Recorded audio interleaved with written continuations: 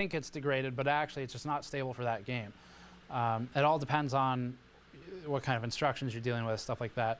So I guess the point is these cards, unless you're doing stuff like hard modding or more extreme overclocking, they really go to great lengths now to stop you from making them too good, would be one way to phrase it, or to stop you from harming the card would be maybe NVIDIA's way to phrase it.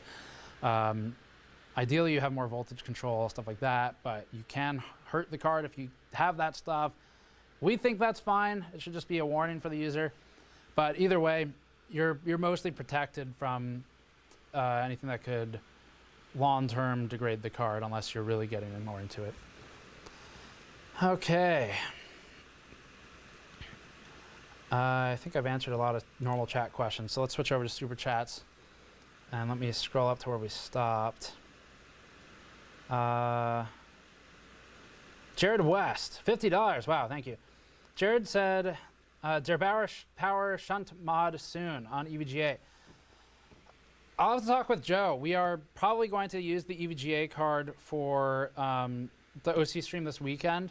And I think we may do a shunt resistor mod. I'm certainly fine with that if we get the testing done first. Is this actually better or worse? That's a little bit, that's about the same. That's within variance. So that is not improved. So we need to do a memory overclock. So this is also what I was talking about, validating scores. It may be too aggressive, but let's bring that down to 90 and run it again, and let's see if that's better outside of error. And if it's not, then we'll just start doing memory, and we'll be pretty close to closing in on this card's final point for where it is today, which is air cooling. But anyway, yes, we will probably do some kind of power mod at some point. Shunt resistor mod is a common one we do. Lothcy, $10. Don't let hair get caught in the fan, please. What do you mean? All right. The Ozum, $5. Hi, Steve. Hi. Sean D, $20. I tried to pick up on, how far back are we? We're about half an hour behind. I particularly run on a 30 to 60 minute delay on Super Chats. I tried to pick up 3 today. NVIDIA, Newegg, Best Buy, and Amazon. 2 laptops with multiple browsers, refreshing every 3 seconds. That is hardcore. Sold out in 45 seconds on all sites, Sean says. Not one Founders or AIB to be had. I know I'll get stuck with a 3090. Get stuck with a 3090.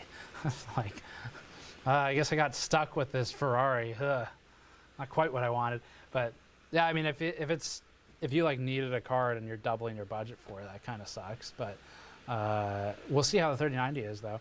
Haven't tested it yet.